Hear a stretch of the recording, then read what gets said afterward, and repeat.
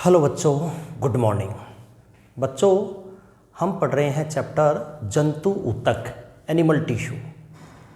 और मैंने कई बार आपको बता दिया बच्चों कि प्राणियों का शरीर 4 प्रकार के ऊतकों से मिलकर बना होता है।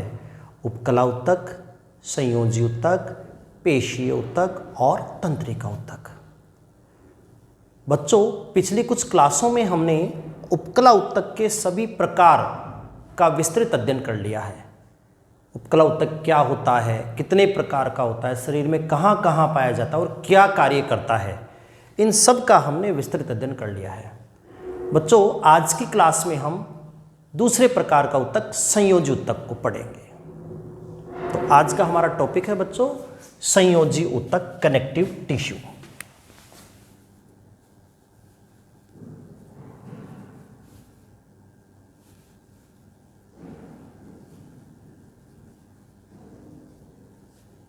संयोजी ऊतक, कनेक्टिव टिश्यू।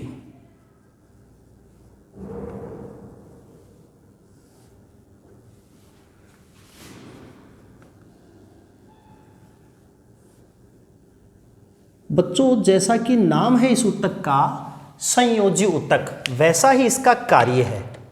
ये ऐसा ऊतक है जो शरीर के विभिन्न भागों को, अंगों को आपस में जोड़ता है। इसका काम है संरचनाओं को जोड़ना, संयोजन करना। तो चूंकि शरीर के विभिन्न अंगों को, संरचनाओं को आपस में जोड़ता है, इसलिए इसको नाम दिया गया है संयोजी ऊतक। इसके अलावा बच्चों, ये हमारे शरीर के विभिन्न भागों को सहारा, सपोर्ट भी प्रदान करता है। तो ये इसका मुख्य कार्य है। तो ऐसा ऊतक जो विभिन्न अंगों या संरचनाओं को आपस में जोड़ता है, वो है संयोजी ऊतक।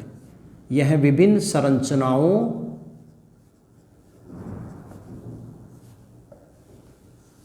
या अंगों को आपस में जोड़ता है,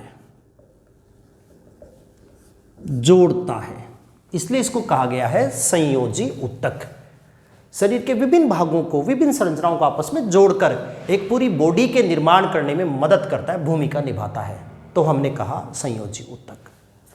इसके अलावा बच्चों, ये हमारे शरीर के विभिन्न भागों और अंगों को सहारा, सपोर्ट भी प्रदान करता है। ये इसका दूसरा कार्य है। ना केवल ये संरचनाओं को आपस में जोड़ता है, बल्कि ये अंगों को सहारा, सपोर्ट भी प्रदान करता है। बच्चों, ये ऐसा ऊतक है जो हमारे शरीर में विस्तृत रूप से फैला, बहुत ज़्यादा डिस्ट्रीब्यूटेड है, बाकी और ऊतकों की तुलना में पूरे शरीर में फैला हुआ है। तो ये पूरे शरीर में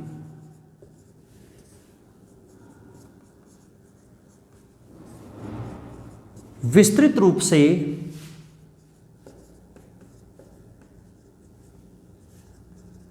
फैला रहता है। Most widely distributed tissue in our body, हमारे शरीर में सबसे ज़्यादा पूरे शरीर में विस्तृत रूप से फैला हुआ ऊतक है। अब इतना ज़्यादा फैला हुआ है तो है कितना भाग बाकी 4 ऊतकों में? तो बच्चों, ये हमारे शरीर भार का 20 से 30% भाग बनाता है। हमारे शरीर वजन के हिसाब से शरीर का 20 से 30% हिस्सा इस संयोजी ऊतक से बना होता है। बच्चों, भ्रूणीय परिवर्धन के समय या भ्रूणीय अवस्था के समय इस ऊतक का जो उद्भव है वो मीसोडर्म से होता है। भ्रूणीय अवस्था में इस ऊतक का कौन बनाता है? मीसोडर्म। इससे पहले मैंने आपको उपकला ऊतक बताया था कि उपकला ऊतक केवल अकेला ऐसा ऊतक है जो तीनों जन्य स्तरों से बनता है। एक्टोडर्म से भी बनता है उपकला, मेसोडर्म से भी बनता है और एंडो से भी बनता है। जबकि संयोजी ऊतक केवल और केवल कौन से जन्य स्तर से बनता है बच्चों? मेसोडर्म, मध्य जन्य स्तर से बनता है। बच्चों चूंकि ये ऊतक है तो ऊतक का मतलब है हमेशा कोशिकाओं का समूह।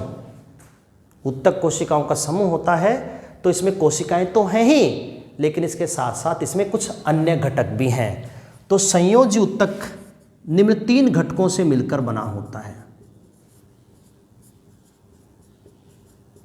संयोजी ऊतक के घटक, बच्चों जो संयोजी ऊतक है वो 3 प्रकार के घटकों, कंपोनेंट से मिलकर बना होता है। इसमें एक घटक तो होता है कोशिकाएं, सेल्स। ऊतक है तो कोशिकाओं का समूह होगा, एक घटक में तो कोशिकाएं हैं। दूसरा घटक बच्चों इसमें होते हैं फाइबर, तंतु। कोशिकाओं के साथ साथ संयोजी ऊतक में बहुत सारे तंतु भी होते हैं। और तीसरा घटक बच्चों इसका होता है मैट्रिक्स, आधात्री। मैट्रिक्स, आधात्री। आधात्री ऊतक का एक प्रकार से आधारीय पदार्थ, ऊतक का ग्राउंड सब्सटेंस है, जिसमें कोशिकाएं और तंतु एक दूसरे से जुड़े रहते हैं, व्यवस्थित रहते हैं। तो संयोजी ऊतक इन 3 प्रकार के घटकों से मिलकर बना होता है। तो संयोजी ऊतक को पढ़ने से पहले हम सबसे पहले बच्चों इसके घटक पढ़ेंगे कि कौन कौन सी कोशिकाएं इसमें होती हैं, क्या कार्य करती हैं, तंतु कौन कौन से होते हैं, आधात्री किस प्रकार की होती है। तो संयोजी ऊतक पढ़ने से पहले सबसे पहले हम इसके घटक पढ़ेंगे, उसके बाद हम संयोजी ऊतक के प्रकार विथ एग्जाम्पल्स पढ़ेंगे। क्लियर है बच्चों? तो सबसे पहला बिंदु है हमारा संयोजी ऊतक का पहला घटक, और वो है कोशिकाएं, सेल्स।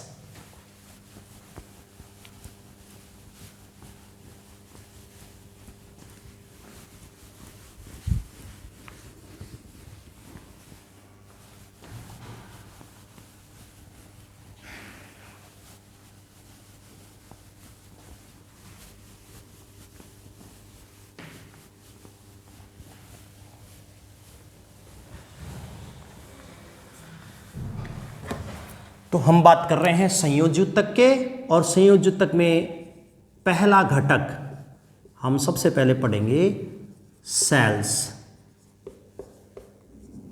कोशिकाएं। बच्चों संयोजी ऊतक में अनेक प्रकार की कोशिकाएं पाई जाती हैं, जो ऊतक के लिए अलग अलग कार्य करती हैं।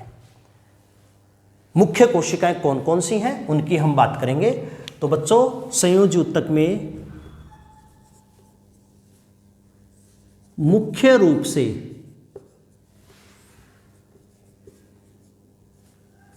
निम्न सेल्स उपस्थित रहती हैं। निम्न सेल्स उपस्थित रहती हैं। तो सबसे पहले उनके नाम एक बार हम देख लें ताकि पढ़ने में हमें आसानी हो जाए। जैसे पहली कोशिका का नाम मैं लिख रहा हूँ फाइब्रोब्लास्ट। एक बार सभी के नाम मैं इंग्लिश में लिख रहा हूँ, हिंदी नाम भी हम लिख लेंगे, पर आपको इंग्लिश में ही नाम याद रखना ज़्यादा ठीक है। जैसे फाइब्रोब्लास्ट कोशिकाएं होती हैं, जैसे प्लाज्मा सेल्स होती हैं, जैसे मास्ट सेल होती हैं, एडिपोज सेल होती हैं,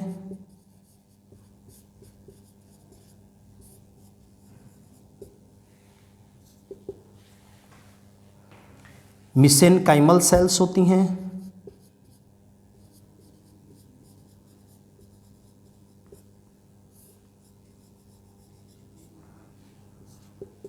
मैक्रोफेज सेल होती हैं,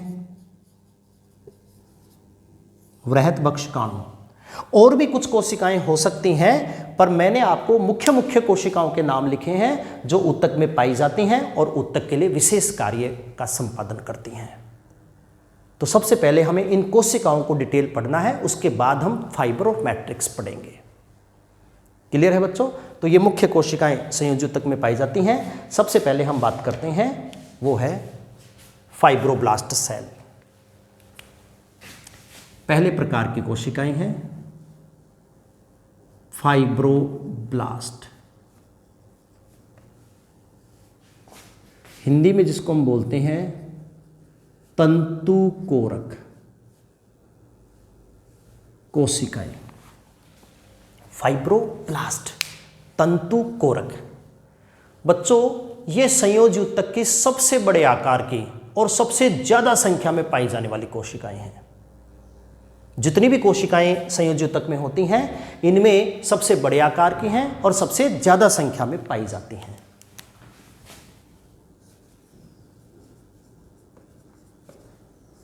सबसे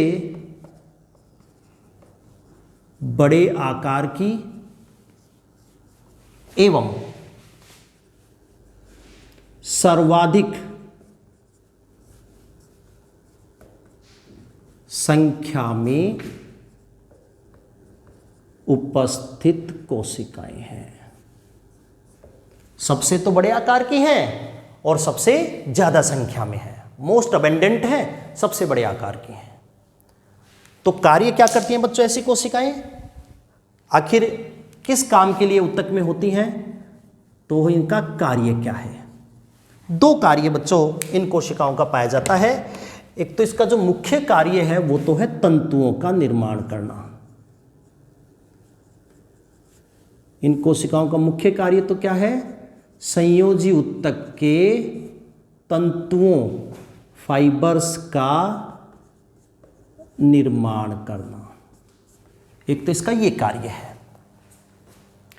और दूसरा कार्य है बच्चों आधात्री मैट्रिक्स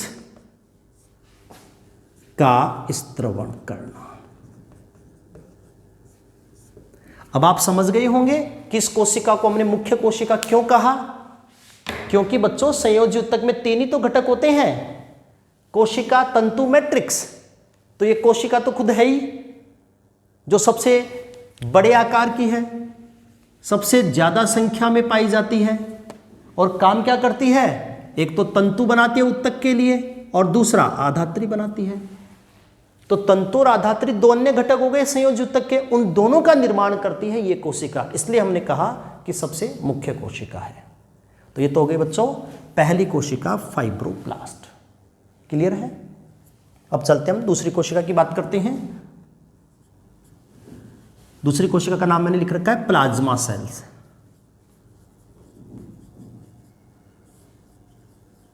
प्लाज्मा सेल, हिंदी में भी इसको प्लाज्मा सेल ही कहते हैं। तो नाम एक ही है हिंदी अंग्रेजी में, इसलिए मैंने अंग्रेजी में लिख दिया है प्लाज्मा सेल। बच्चों ये जो प्लाज्मा सेल है ये रुधिर की एक कोशिका है, बी लिम्फोसाइट, उसके समान होती है। प्लाज्मा सेल कैसी होती हैं? ये रुधिर की बी लिम्फोसाइट के समान होती हैं। रुधिर की बी लिम्फोसाइट के समान।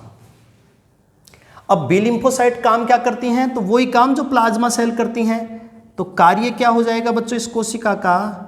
इस कोशिका का कार्य है प्रतिरक्षी, जिनको हम एंटीबॉडी कहते हैं। प्रतिरक्षी एंटीबॉडी का संश्लेषण करना, उसका स्त्रवण करना, उसका परिवहन करना। एंटीबॉडी, प्रतिरक्षी। बच्चों हमारे रुधिर में प्रतिरक्षी पदार्थ पाए जाते हैं जो हमें विभिन्न प्रकार के संक्रमण से बचाते हैं। तो उन प्रतिरक्षियों का निर्माण दो प्रकार की कोशिकाएं हमारे शरीर में करती हैं। एक तो रुधिर में तो उनका निर्माण बी लिम्फोसाइट करती है और संयोजी ऊतक में उन प्रतिरक्षियों का निर्माण कौन करती है? Plasma cell. तो इन दोनों के कार्य एक दूसरे के समान है। प्लाज्मा सेल और बी लिम्फोसाइट दोनों काम एक ही करती हैं, बट प्लाज्मा सेल ये कार्य संयोजी ऊतक के लिए कर रही है और बी लिम्फोसाइट ये कार्य ब्लड के लिए कर रही है। तो ये दूसरे प्रकार की कोशिका है बच्चों, प्लाज्मा सेल। क्लियर है बच्चों? हम बात कर रहे हैं संयोजी ऊतक की विभिन्न कोशिकाओं की, जिसमें हमने फाइब्रोब्लास्ट का लक्षण और कार्य पढ़ लिया, प्लाज्मा कोशिका का लक्षण और कार्य पढ़ लिया। इसके बाद हम बात करते हैं बच्चों मास्ट सेल की। इंपॉर्टेंट है मास्ट सेल, क्वेश्चन पूछा जाता है बच्चों मास्ट सेल का नीट में।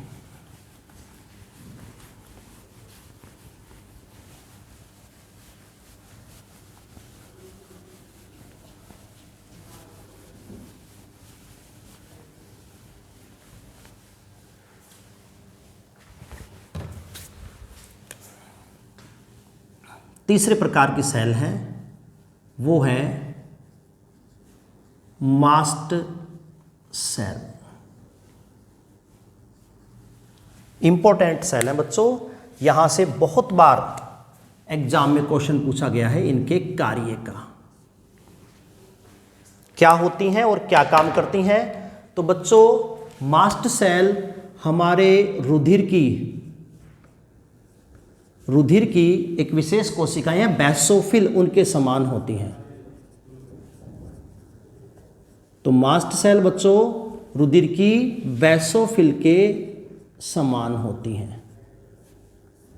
मतलब जो कार्य रुधिर में बेसोफिल करती हैं वो कार्य संयोजक में कौन करती हैं? मास्ट कोशिकाएं। क्या कार्य करती हैं बच्चों? मास्ट कोशिकाएं और बेसोफिल के द्वारा 3 विशिष्ट प्रकार के रसायनों का स्त्रवण किया जाता है। मास्ट सेल द्वारा 3 विशिष्ट रसायनों का स्त्रवण किया जाता है। मास्ट सेल के द्वारा बच्चों 3 विशिष्ट रसायनों का स्त्रवण किया जाता है। रसायन कौन कौन से हैं? जैसे एक तो है बच्चों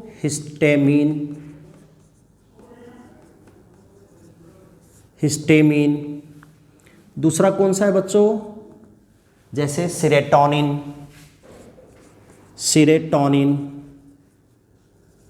और तीसरा रसायन कौन सा होता है बच्चों? हिपेरिन। ये 3 रसायनों के नाम लिखे हैं मैंने। ये तीनों रसायन संयोजी ऊतक में तो कौन बनाती हैं? Mast cell. और रुधिर में ये कौन बनाती हैं? बेसोफिल्स।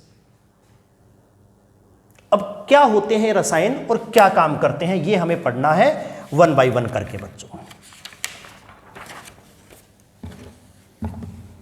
सबसे पहले हम बात करते हैं हिस्टेमिन।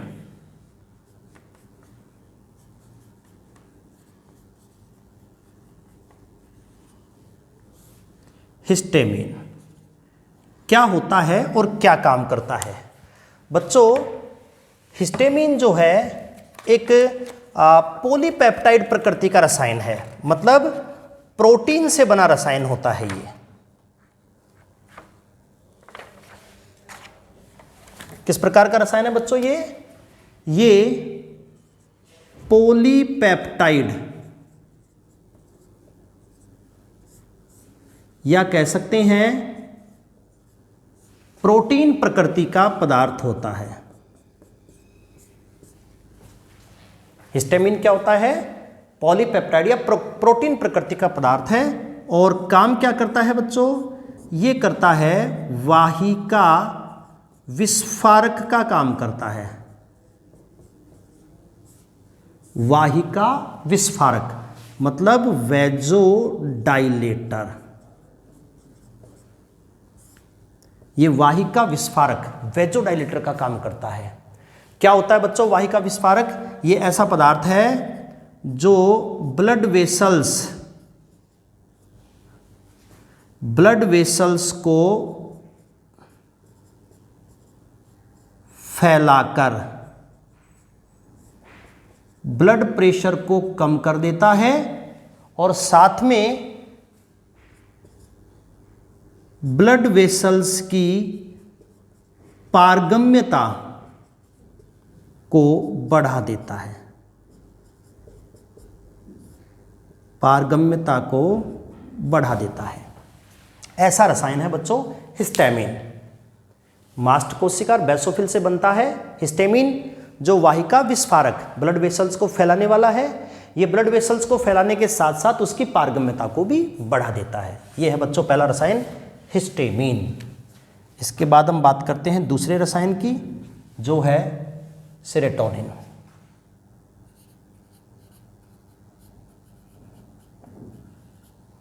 सेरोटोनिन।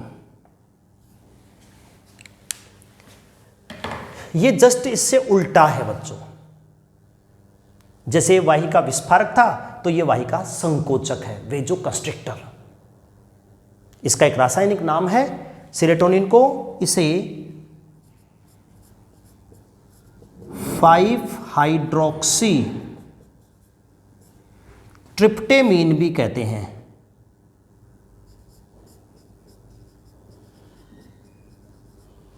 इसका कॉमन नाम है बच्चों 5-हाइड्रोक्सी ट्रिप्टेमीन। और कार्य क्या करता है?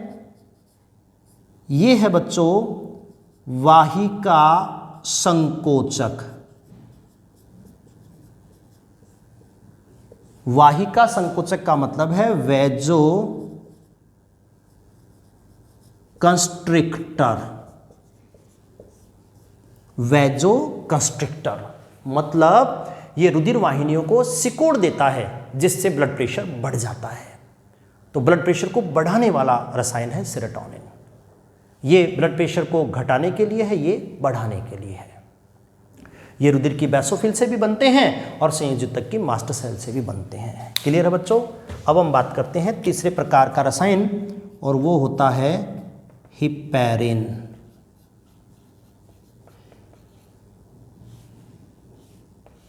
और हिपैरिन तो बहुत ही पॉपुलर है बच्चों, आप सब जानते हो। हिपैरिन क्या होता है? ये पॉलीसैकेराइड प्रकृति का पदार्थ है।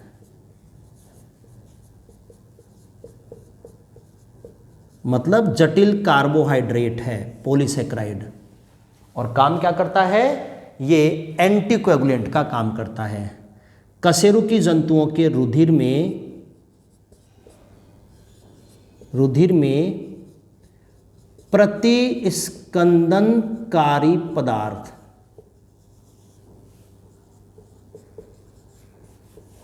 मतलब एंटीकोएगुलेंट का काम करता है। किनमें? कशेरुकी जंतुओं में, वर्टिब्रेट्स में। तो वर्टिब्रेट्स के रुधिर और संयोजी ऊतक में पाया जाता है हिपैरिन, और इसका काम है बच्चों रुधिर में प्रतिस्कंदनकारी एंटीकोगुलेंट का काम करना। अर्थात ये पदार्थ रुधिर नलिकाओं में रुधिर का थक्का बनने से रोकता है। तो ये तीन रसायन हैं, हिस्टामिन, सेरोटोनिन, हिपैरिन। तीनों मास्ट कोशिका से बनते हैं संयोजी ऊतक में, और बेसोफिल से बनते हैं रुधिर में। बार बार यहां से क्वेश्चन पूछा जाता है मास्ट का कार्य या फिर इन तीनों रसायनों का कार्य। तो ये था बच्चों संयोजी ऊतक की मास्ट कोशिकाएं। हम बात कर रहे हैं बच्चों संयोजी ऊतक कनेक्टिव टिश्यू, और उसमें पहला घटक कोशिका। विभिन्न प्रकार की कोशिकाएं संयोजी ऊतक में पाई जाती हैं। हमने फाइब्रोब्लास्ट, प्लाज्मा और मास्ट सेल के लक्षण और कार्य पढ़ लिए हैं। इसके बाद हम पढ़ेंगे अन्य कोशिकाएं।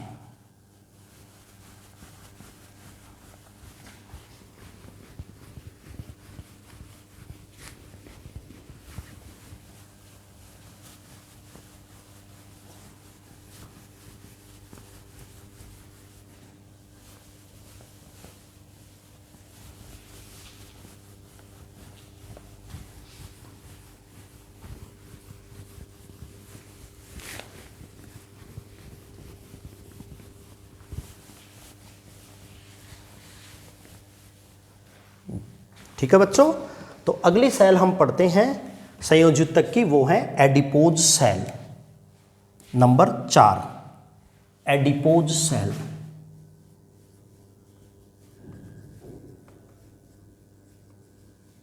एडिपोज सेल, जिनको एक और कॉमन नाम दे सकते हैं हम एडिपोसाइट।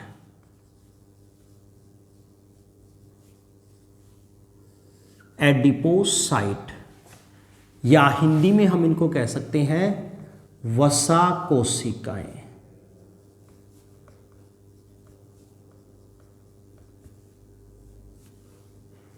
वसा कोशिकाएं। तो ये अगली कोशिका है संयोजी ऊतक में, एडिपोज सेल या फिर एडिपोसाइट या फिर वसा कोशिकाएं। क्या होती हैं बच्चों वसा कोशिकाएं? ये ऐसी कोशिकाएं हैं जो वसा का संग्रहण करती हैं। संयोजी ऊतक में वसा का संग्रहण करने वाली कोशिकाओं को बोलते हैं वसा कोशिकाएं। तो इनका मुख्य कार्य क्या है? वसा का संग्रहण करना। वसा का संग्रहण करने वाली कोशिकाएं, ये कहलाती हैं बच्चों एडिपोज सेल। वसा का संग्रहण ये वसा बिंदु फैट ग्लोब्यूली के रूप में करती हैं। वसा का संग्रहण किस रूप में किया जाता है बच्चों? वसा का संग्रहण फैट ग्लोब्यूल के रूप में किया जाता है। मतलब इस प्रकार से बिंदु डॉट के रूप में वसा जो है बिंदु या डॉट के रूप में किया जाता है। तो बच्चों ये जो एडिपोज सेल होती हैं ये किस प्रकार वसा का संग्रहण करते हैं, इस आधार पर दो प्रकार की होती हैं। वसा संग्रहण की प्रकृति के आधार पर ये कोशिकाएं दो प्रकार की होती हैं। कौन सी कोशिकाएं बच्चों? Adipose cell. कौन कौन से दो प्रकार की होती हैं? एक तो होती हैं मोनोलोक्यूलर और दूसरी होती हैं मल्टीलोक्यूलर। एक तो होती है बच्चों मोनोलोक्यूलर और दूसरी कौन सी होती हैं?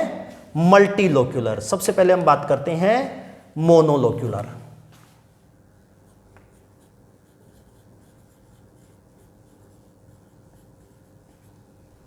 मोनोलोक्यूलर एडिपोज सेल। मोनोलोक्यूलर एडिपोज सेल ऐसी वसा कोशिका जो अपने केंद्र भाग में एक बड़ी वसा गोलिका के रूप में वसा का संग्रहण करती हैं। ये ऐसी वसा कोशिकाएं हैं जो एक बड़ी वसा गोलिका के रूप में वसा का संग्रहण करती हैं। एक बड़ी वसा गोलिका के रूप में वसा का संग्रहण करने वाली एडिपोज कोशिकाओं को हम कहेंगे मोनोलोक्यूलर एडिपोज कोशिकाएं। कैसे? एक बार देख लेंगे, आप लोग चित्र देख लेंगे, चित्र से बहुत आसानी से समझ में आ जाएगा बच्चों। जैसे ये कोई वसा कोशिका है, वसा कोशिका मतलब एडिपोज सेल है। अब कोशिका है तो इसमें केंद्रक होगा, कोशिका द्रव्य होगा, बाकी सभी कोशिकांग भी होंगे। वसा कोशिका है मतलब अंदर वसा का संचय करेगी और वसा का संचय एक बड़ी वसा गोलिका के रूप में करेगी। ये मैंने जिसमें जो केंद्रक में बना दी है संरचना, ये है बच्चों वसा गोलिका। ये जो मैंने अंदर ड्रॉ कर दी है संरचना, ये है वसा गोलिका। तो वसा एक बड़ी गोलिका के रूप में है और केंद्र में है। इस कारण से बच्चों इसका जो कोशिका द्रव्य है वो परिधि की तरफ एक पतली परत के रूप में जमा हो जाएगा और उसी कोशिका द्रव्य में परिधि की ओर ही कहीं पर इसका केंद्रक पाया जाएगा।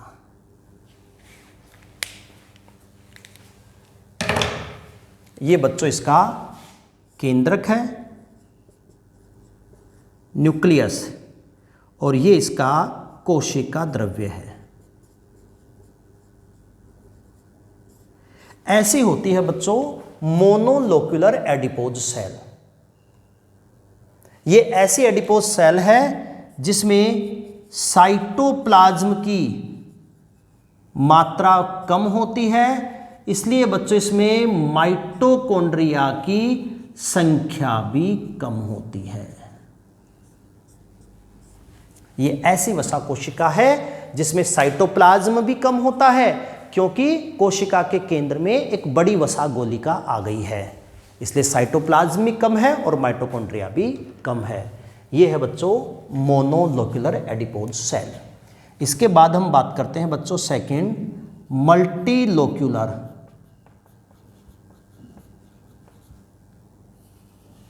Multilocular adipose cell.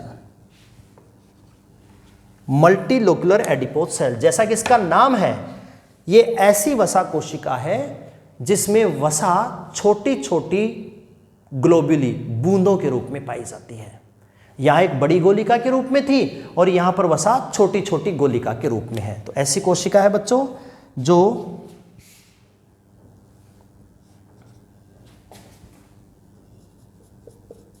छोटी छोटी वसा गोलिकाओं, छोटी छोटी वसा गोलिकाओं के रूप में वसा का संग्रहण करने वाली कोशिका का नाम है मल्टीलोक्यूलर एडिपोज सेल। कैसी होती है, फिर मैं एक चित्र बनाता हूं बच्चों इसका। जैसे मान लो ये कोई एडिपोज सेल है, ये एडिपोज सेल है। अब इसके अंदर वसा गोलिका कैसी हैं, छोटी छोटी हैं और अनेक हैं। जैसे ये एक छोटी वसा गोलिका बना दी मैंने, ये दूसरी छोटी वसा गोलिका बना दी, ये अगली वसा गोलिका। ये जो मैंने डायग्राम बनाए हैं ब्लू मार्कर से, ये सब के सब क्या है, ये है वसा गोलिकाएं। और केंद्र भाग में कहीं न कहीं केंद्रक होगा और वसा गोलिकाओं और केंद्रक के चारों तरफ यहां पर कोशिका द्रव्य होगा। तो अगर चित्र को अपन लेबल करें, नामांकन करें, तो बच्चों ये तो हो जाएंगी वसा गोलिकाएं, ये हो जाएगा इसका केंद्रक, और ये हो जाएगा इसका कोशिका द्रव्य। अगर आप इन दोनों चित्रों की तुलना करें तो आप कह सकते हैं अपने आधार पर कि ऐसी कोशिका में साइटोप्लाज्म की मात्रा ज़्यादा होगी, और जब साइटोप्लाज्म ज़्यादा होगा तो नंबर ऑफ माइटोकॉन्ड्रिया, माइटोकॉन्ड्रिया की संख्या भी क्या होगी, ज़्यादा होगी। तो यह है दूसरे प्रकार की एडिपोज सेल जिनका नाम है मल्टीलोक्यूलर एडिपोज सेल। हम बात कर रहे हैं संयोजी ऊतक की कोशिकाएं, और कौन सी पढ़ रहे हैं बच्चों, एडिपोज सेल, जिनको हम एडिपोज सेल, एडिपोसाइट या वसा कोशिकाएं कहते हैं। जैसा कि नाम है, इस कोशिका का काम वसा का संग्रहण करना है।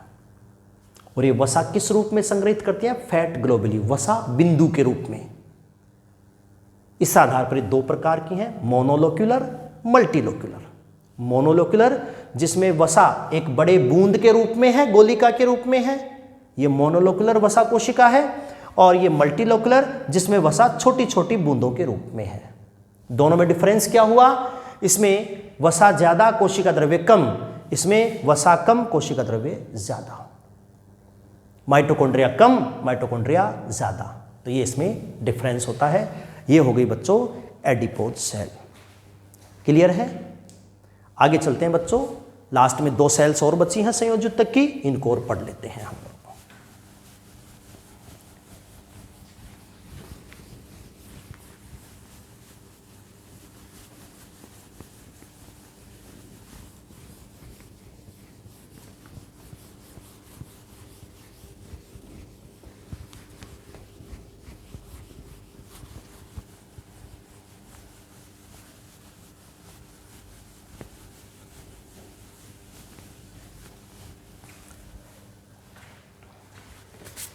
अगली सेल है बच्चों संयोजी ऊतक की, वो हैं मिसेनकाइमल सेल्स।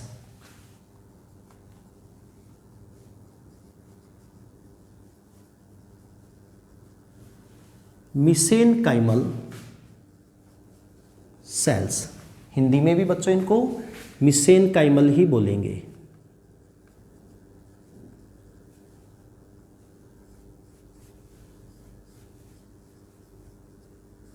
हिंदी में भी हम इनको मिसेनकाइमल सेल्स ही बोलेंगे। क्या होती है बच्चों मिसेनकाइमल सेल्स? बच्चों ये बाई स्टार शेप्ड होती हैं, 2 तारों की आकृति की।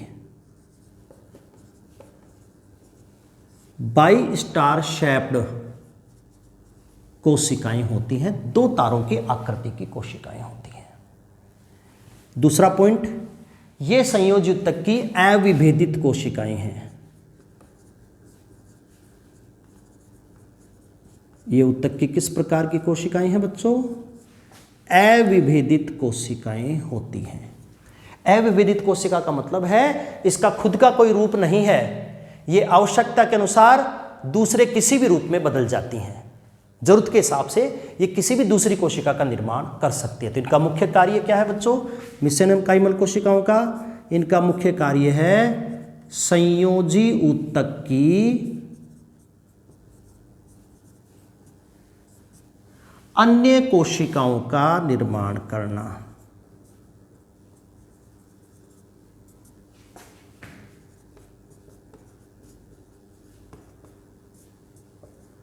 संयोजी ऊतक में जो बहुत सारी कोशिकाएं होती हैं, तो ऊतक को कब कौन सी कोशिकाओं की ज्यादा जरूरत है, ऊतक को किस समय किस कार्य की जरूरत है, तो उसी कार्य को करने वाली जो कोशिका है उस कोशिका में ये बदल जाती हैं।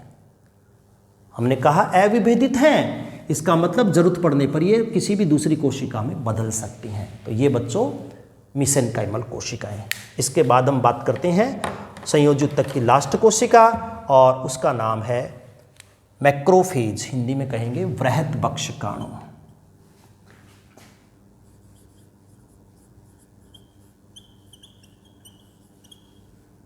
मैक्रोफेज कोशिका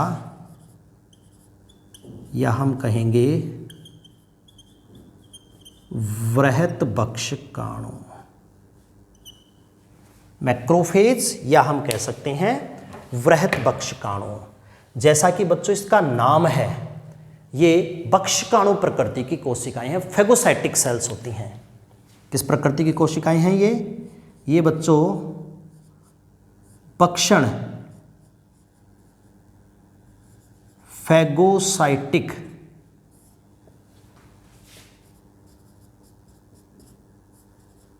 प्रकृति की कोशिकाएं होती हैं। ये बक्षण फैगोसाइटिक प्रकृति की कोशिकाएं होती हैं। क्या काम करती हैं बक्षण करके? मुख्य कार्य क्या है बच्चों? ये ऐसी कोशिकाएं हैं जो ऊतक की मृत एवं क्षतिग्रस्त कोशिकाओं का भक्षण कर लेती हैं ये, और साथ में ऊतक में कोई बाहरी कोशिकाओं का प्रवेश हो गया है, बाहरी सेल्स जैसे बैक्टीरिया या अन्य कोशिकाओं का भक्षण कर लेती हैं। इस प्रकार ऊतक की सफाई करती हैं और ऊतक की संक्रमण से सुरक्षा भी करती हैं। ये 2 कार्य करती हैं बच्चों। ऊतक की मृत और क्षतिग्रस्त कोशिकाओं का भक्षण करके तो ऊतक की सफाई करते हैं, स्कैवेंजर का कार्य करती हैं। और बच्चों बाहरी कोशिकाएं, बैक्टीरिया, विषाणु अगर प्रवेश कर गया है ऊतक में, तो ये उसको खाकर ऊतक को संक्रमण से सुरक्षा भी प्रदान करती हैं। तो इस प्रकार से बच्चों ये मैक्रोफेज हैं, बृहत्बक्षकाणु, जो संयोजी ऊतक में पाई जाती हैं और ये सारे कार्य करती हैं। क्लियर है बच्चों? तो हम बात कर रहे हैं दूसरे प्रकार का ऊतक जो प्राणी शरीर में पाया जाता है बच्चों, संयोजी ऊतक, कनेक्टिव टिश्यू। हमने कहा ऐसा ऊतक है जो विभिन्न अंगों या संरचनाओं को आपस में जोड़ता है, इसके अलावा अंगों को सहारा प्रदान करता है। 3 प्रकार के घटकों से मिलकर बना होता है, कोशिकाएं, तंतु, आधात्री। पहला घटक हमने आज की क्लास में पढ़ा है कोशिकाएं। संयोजी ऊतक में बहुत सारी कोशिकाएं होती हैं। जो मुख्य कोशिकाएं हैं उनके नाम मैंने लिख दिए हैं, जैसे fibroblast, plasma, mast cell, adipose cell, mesenchymal cells, macrophages cells. आपको इन सभी कोशिकाओं की मुख्य विशेषता और कार्य याद रखना है, जो अभी मैंने आपको समझा दिया है। इसके साथ ही आपको जो नोट्स दिए जाएंगे उनमें भी सारी चीज़ें डिटेल से लिखी हुई हैं, तो आप वहाँ अच्छे से पढ़ लेंगे और कोई भी डाउट आई तो मेरे से कंसल्ट कर लेंगे। तो बच्चों, संयोजी ऊतक का पहला घटक कोशिकाएं कंप्लीट हो गया है। अगली क्लास में हम इसके जो अन्य घटक हैं, तंतु और आधात्री, उनको पढ़ेंगे। धन्यवाद बच्चों।